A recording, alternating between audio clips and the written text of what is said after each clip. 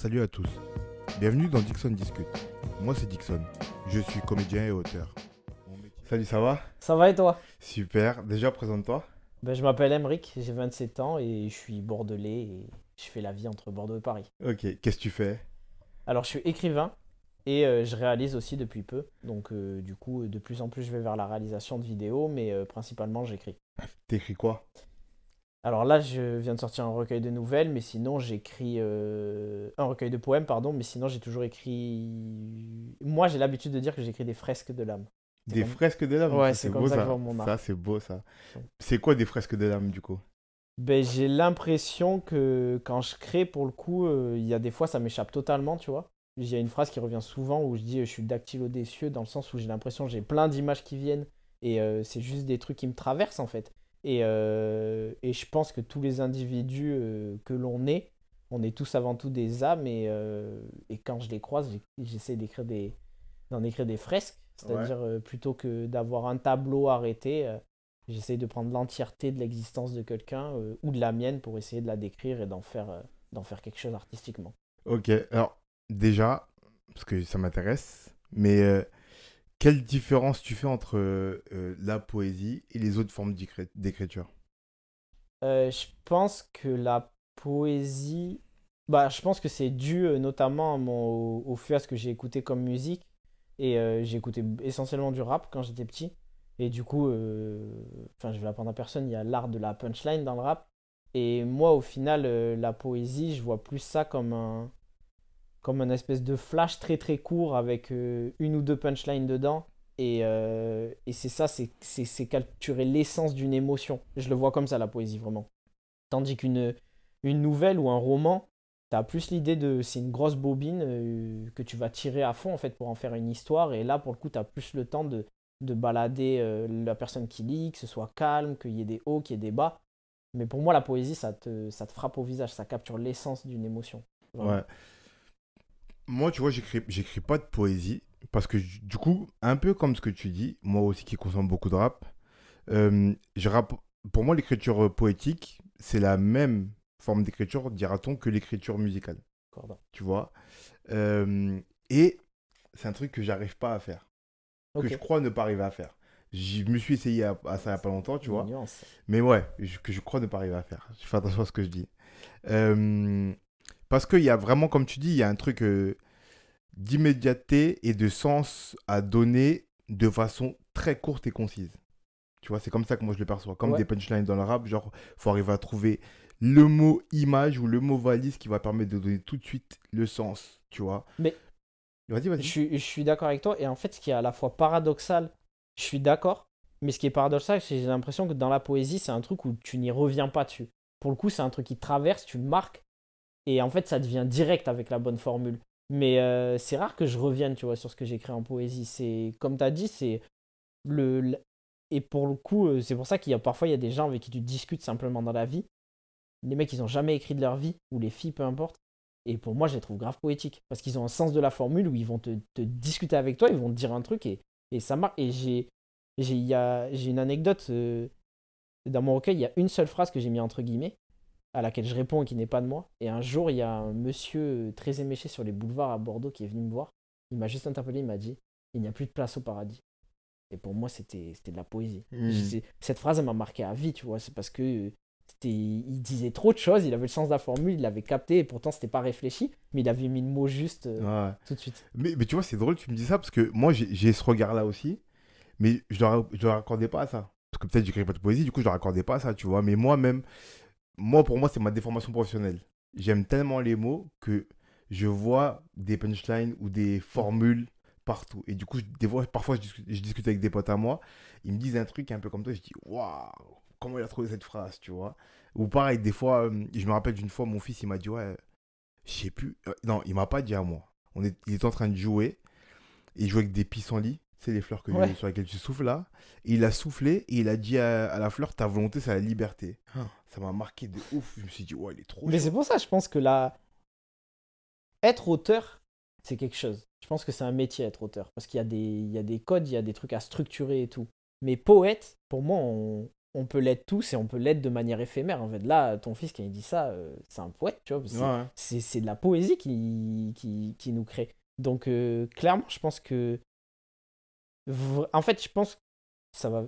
Pour le coup, ça va être très, très poétique ce que je vais dire, mais je pense que la poésie, elle est partout autour de nous et tu l'accueilles. C'est juste, pour le coup, tu la captures et t'en fais quelque chose, toi. Mais c'est les émotions, c'est ce qu'il y a autour de toi, c'est le monde, c'est la société qui passe. Tout ça, c'est poétique pour moi. Tu me demandais tout à l'heure la différence avec d'autres styles.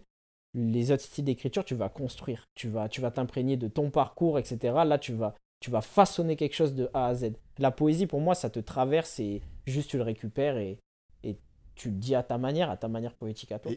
Mais pour reparler un peu de créativité plus profondément, est-ce que tu crois que ce- cette différence entre je le fais que pour moi et je le garde pour moi, Mhm. ce qui est le cas de la plupart des gens, en vérité. Souvent, je l'ai déjà dit ici 2, 3 fois, mais en France, on a un pays d'écrivains parce que il y a plus d'écrivains que de livres qui sortent presque. Ouais, c'est ouf. Tout le monde écrit, que ce soit un petit journal intime, que ce soit un recueil, tout le monde, quasi tous les Français écrivent, tu vois, ou ont déjà écrit en tout cas.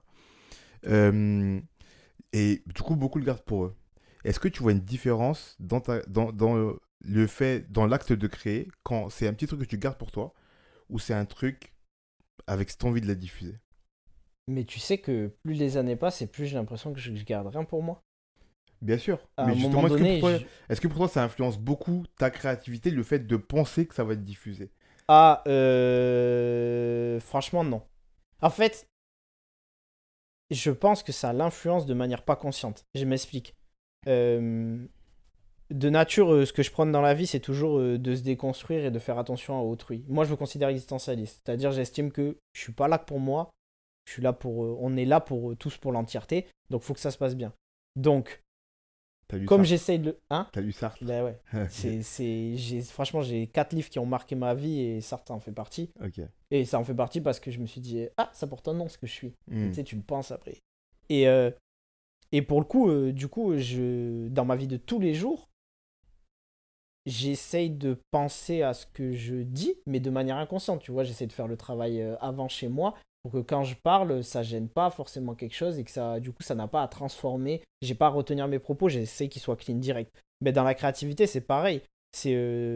J'écris, je sors ce qu'il y a dans ma tête, je me mets pas de censure. Mais en fait, comme j'ai fait un travail suffisamment correct sur moi-même, même s'il n'est jamais fini avant, ben, j'ai pas à me censurer, j'ai pas à penser justement, ah ça va être diffusé ou quoi que ce soit. Euh, le seul truc qui peut me passer par la tête en termes de créativité quand ça va sortir, c'est si vraiment c'est une commande, entre guillemets. C'est-à-dire que si on m'invite sur un projet et qu'on me dit, ah là, ça va être diffusé pour tel public, pour ci, pour ça, bah là, je vais un peu plus m'adapter, je vais dire, enfin, je vais répondre à sa commande. Mais si c'est mon art à moi, que c'est que perso, je... je... Il y a une citation de Shirley Soignon, qui est Une humoriste. une humoriste. Elle a dit, dans un podcast à elle, plus c'est personnel, plus c'est universel. Quand ça m'a frappé, quand je l'ai entendu, ça m'a plus quitté. Hmm. Et c'est à partir de ce moment-là où je me suis dit, c'est là où tu touches le plus les gens. Parfois, tu crois, et je pense que ça nous le fait à tous en tant qu'artistes, parfois je crois écrire des trucs de fou. Moi, il y a une phrase, c'est une phrase préférée, je me suis dit, c'est du génie. Personne n'a capté. Personne n'a capté le jeu de mots, etc. Il y a des trucs, je les écris sans aucun succès, sans aucune attente de retour sur ça. Et les gens viennent te dire, ah, c'est incroyable et tout. Donc, non, je pense que tu fais juste, tu fais. En tout cas, moi, dans mon cas, je pense pas. Mais je me demande, t'as déjà croisé des artistes qui t'ont dit que ça changeait, ça?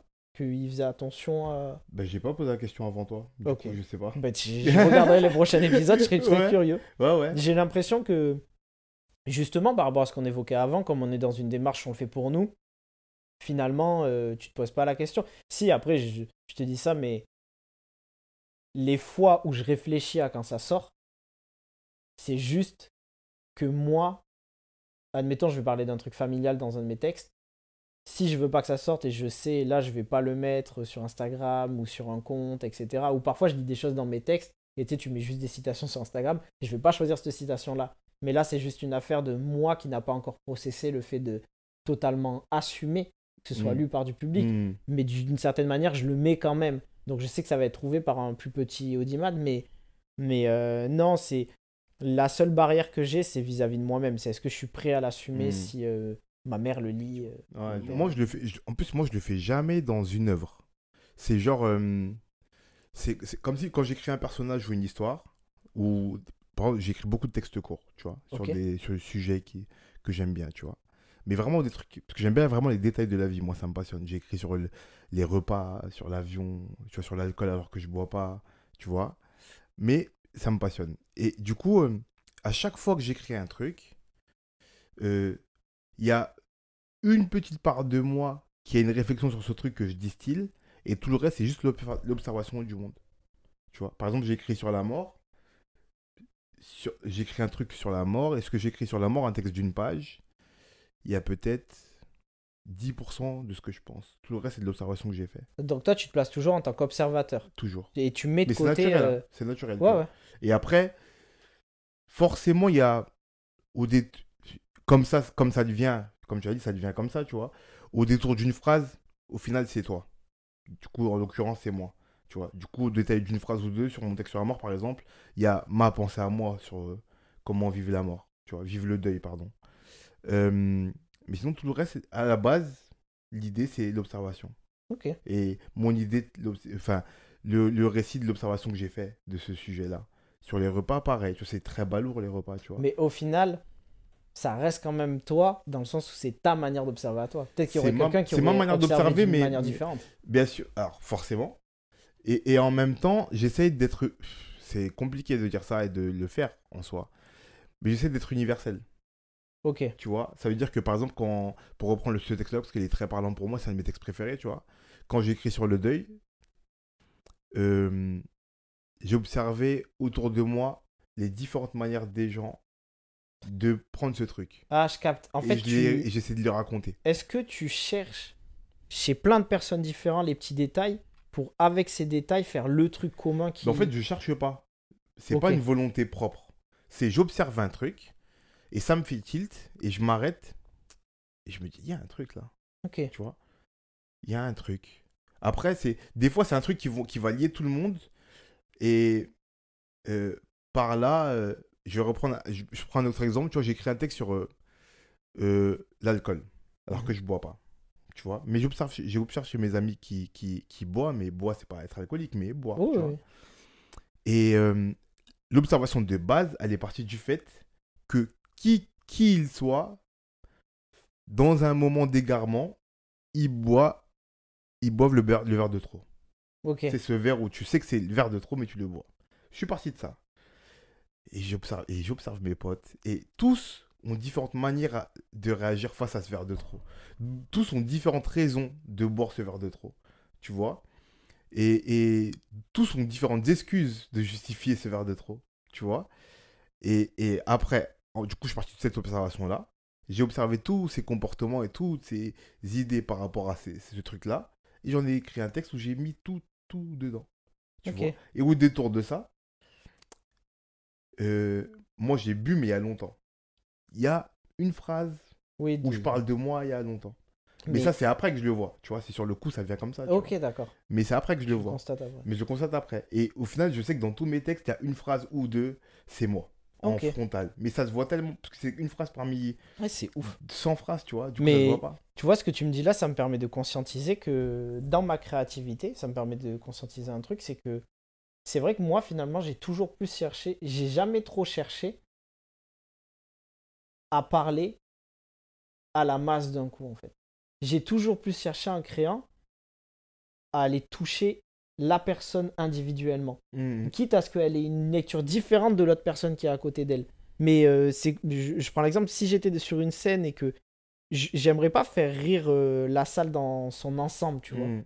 J'aimerais, si je cherche un rire, je vais plutôt chercher le rire particulier, ce que ça lui évoque à lui, Mhm. truc. Et c'est vrai que moi, ça me parle, je suis pareil que toi sur ça, sur les détails. Genre, il y a plein de mes textes, à part sur des petits détails pour le coup, que j'ai observé dans le bus, des trucs comme ça. Mais par contre, dès que j'ai observé ce détail, je switch. Faut que je fasse un truc émotionnel. Et là, je Mhm. plonge dans l'émotion et Mhm. je vais me dire, qu'est-ce qu'avec ce détail-là universel, je peux évoquer de très singulier chez Mhm. chaque personne, tu vois. Mhm. Et, Mais je vais te rassurer tout de suite. c'est que ce truc que tu cherches là, il est automatique. Parce que même moi, avec toute mon idée de écrire pour tous et pour tout le monde, ça marche pas. Parce que forcément, les gens ont différentes lectures. Tu vois. En plus, moi, j'écris pas de façon très émotionnelle, j'écris de façon très imagée. Ouais, Moi, mon but, c'est l'image. Des fois, ça a alambiqué, forcément, je suis un auteur. Du coup, il y a des images que je comprends que moi. Il y a des formulations que je comprends que moi, qui sont imagées pour moi. Déjà, ça joue. ouais, bah oui. Tu vois, même si j'ai une idée d'observer le monde et d'écrire pour tout le monde, euh, je peux écrire une image, décrire une image qu'il y a que moi ou un mec qui va capter. Ouais, bah oui. Du coup, déjà, de fait, ça se fait. Euh, ensuite, comment dire, tu peux pas savoir ce qu'il y a dans la tête des gens. Du coup, Clairement. savoir comment ils vont le recevoir. Du coup, tu peux avoir l'idée d'être universel au possible. Ouais, Il se peut que tu ne le sois pas du tout au final. Et que tu Bien sois sûr. tout le contraire. Et finalement, moi, parfois, je suis le contraire en vrai de vrai. Dans mon idée d'universalité, tout dépend du sujet en vrai. Il y a des Ouais, sujets où c'est ça ça. marche bien, il y a des sujets où ça marche beaucoup moins et je suis pas universel et des gens vont capter, d'autres vont moins capter, Mais tu c'est vois. pour ça qu'on en revient à la phrase de Charlet où, au final, ouais, je pense plus t'es personnel. En fait, je pense que finalement, on a tous cette volonté d'être personnel. Donc, au final, c'est en étant plus personnel que t'es universel parce qu'on l'est tous quelque part, tu Hmm. vois. Et ça, je suis archi d'accord avec ça. C'est le truc qui m'habite le plus. C'est que, comme t'as dit, pour moi, au final, t'as plus de chances de. Enfin, tu vas toujours récupérer quelqu'un, en fait, avec ce que t'écris. Si t'es humble, tu le sais, tu as vu le nombre de personnes qu'on est. Même si la personne elle a besoin de passer par Google Traduction et être traduit, c'est Hmm. possible que ça lui parle. Et t'as dit, et c'est ça qui est beau avec les images parfois où pareil que toi, genre j'ai des images qui me parlent de fou. Je me dis, mais ça, il faut que j'en parle. Et alors que c'est un truc très personnel et parfois, voilà, il y a deux personnes qui le captent, mais les deux personnes au moins elles ont le même ressenti que toi, c'est rassurant. Hmm. Et parfois c'est beaucoup plus où il y en a qui l'interprètent. Faut savoir. Mais aussi, est-ce que le fait, là je te parle, je reviens à toi sur le fait d'écrire émotionnellement parlant. Mhm.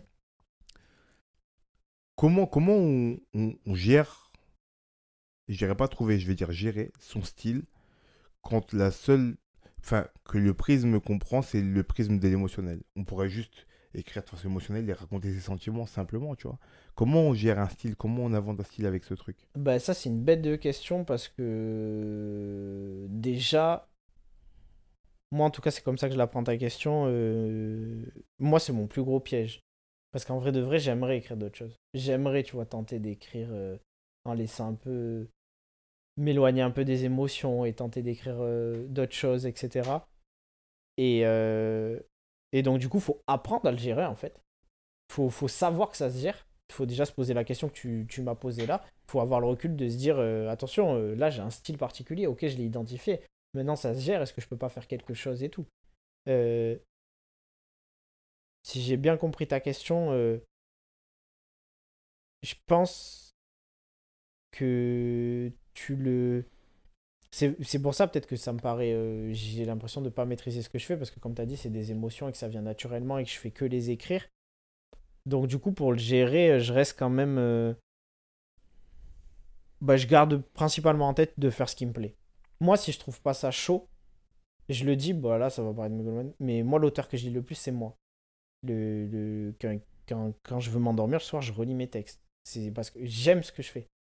Donc, du coup, pour gérer mon style, vu que c'est mes émotions, pour pas que ça m'effraie trop de me dire je vais m'exposer aux gens et tout. Souvent, les gens ils me disent ah, t'as du courage et tout, tu t'exposes du coup. Mais moi, j'ai pas ce sentiment-là. Hmm. Parce que, comme t'as dit, je gère mon style au final et mon style, je le gère, ou mon émotion, même si c'est mon émotion, faut qu'elle soit stylée, que ce soit une bête d'image. C'est comme ça que je le gère, moi.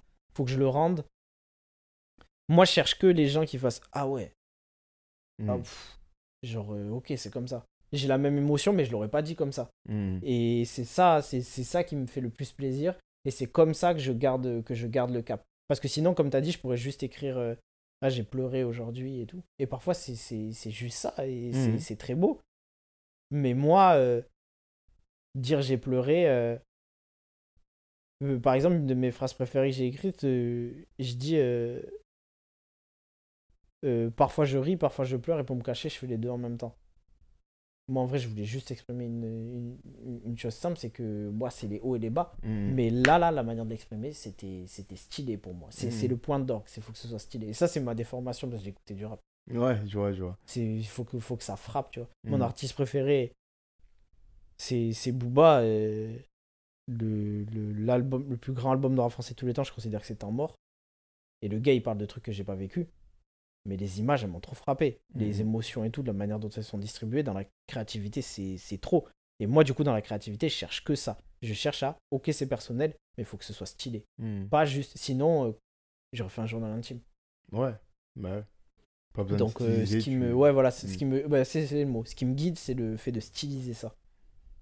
Et après, plus les années passent, plus tu le fais de manière naturelle finalement, parce que c'est comme ça que tu penses. Et en vrai de vrai, moi, il n'y a pas trop de différence entre ce que j'écris et comment je suis dans la vie quand tu me prends et quand je parle. Donc même, on m'a souvent dit, ah, mais t'es grandiloquent. Genre, tu parles, t'es là avec tes grandes phrases. Ouais, mais pour moi, la vie, ça doit être stylé. Du coup, pour revenir un peu sur ce que tu m'as dit précédemment, sur le fait que c'est lié à tes émotions propres et que tu attaches beaucoup d'importance au fait d'aimer ce que tu écris et que tu te relis beaucoup. Est-ce que du coup, à quel niveau tu passes l'autocritique là-dedans? Ouais, bah, c'est une bonne question parce que j'allais dire Bellec, les gens ils vont penser que je me considère comme je sais pas quoi. J'ai très foi en ce que je fais, mais bah là pour le coup, si mon entourage était là, il te le dirait, je suis très très difficile avec moi-même. Genre j'ai déjà jeté un roman en entier. Parce que moi je considère que si je relis un truc et puis plus de 3 fois, je me dis, bah, Emmerich. Enfin, j'ai pas de mal à me dire ça part poubelle. J'ai tellement foi dans le fait que je peux créer que quand c'est pas bon la création, ça sort pas. Mais quand ça sort, c'est que j'estime que c'est bon, tu vois. Pardon, je te coupe. Est-ce que quand tu jettes des écrits à la poubelle, en même temps, tu jettes pas un peu tes émotions du coup? Non, parce que si je le jette, c'est, tu vois, tout à l'heure quand je t'ai dit, même si j'écris mes émotions, moi, il faut qu'elles soient stylées. C'est que mon émotion, elle est toujours là, je vais quand même l'écrire. Mais il faut qu'elle sorte de manière stylée. C'est pour ça que, effectivement, il y a des écrits que je ne sors jamais, mais c'est parce que je les trouve pas accessibles, je les trouve brouillons, je les trouve... Donc ça rejoint tout ce qu'on dit là, c'est que je l'écris, je le fais Du coup, vraiment. tu jettes la créativité, pas l'émotion. Ouais, c'est ça, exactement. Ou alors je reviens plus tard dessus, c'est que je suis pas à même de tailler bien l'émotion pour qu'elle soit créative. Ok. Mais sinon, Non, non, ouais, je jette. Après, mon autocritique, elle est... déjà, moi, j'ai beaucoup de mal... Si je me mets dans la tête que je dois me relire pour vérifier le texte, ça déjà, c'est comme tout à l'heure. Ça me prend de l'énergie, ça me pète la tête. Genre, les relire faute d'orthographe, ponctuation et tout. Ça me prend la tête. Je sais que c'est pas bien. Ça, pour le coup, je devrais accentuer l'autocritique et plus être difficile avec moi-même et rien me laisser passer. Je te jugerai pas là-dessus. Hein. Je me relis jamais. Tu vois, Alors, je pense que c'est parce que les gens minimisent l'énergie que ça prend de créer avant. Et que c'est pas pour rien que les grands auteurs qui sont signés en maison d'édition, c'est des gens derrière eux qui relisent et qui travaillent étroitement, mais on relit pour eux. Mais ouais, l'autocritique, je la mets. En fait, je la mets dans le fait que quand je fais quelque chose, moi, je le fais aussi pour titiller les autres gens que je trouve forts. Admettons, je lis ton texte sur le deuil. Moi, la semaine d'après, j'ai un truc sur la mort qui me vient aussi. Déjà, il faut que ce soit stylé pour moi. Mais si pour moi, je m'apprête à le sortir et qu'il y a une différence béante et que tu m'as mis... Tu vois, je considérais ça comme un feat et tu m'as mis une claque là-dessus, je vais me dire, saisis-toi, t'es quelqu'un. Enfin, t'es genre...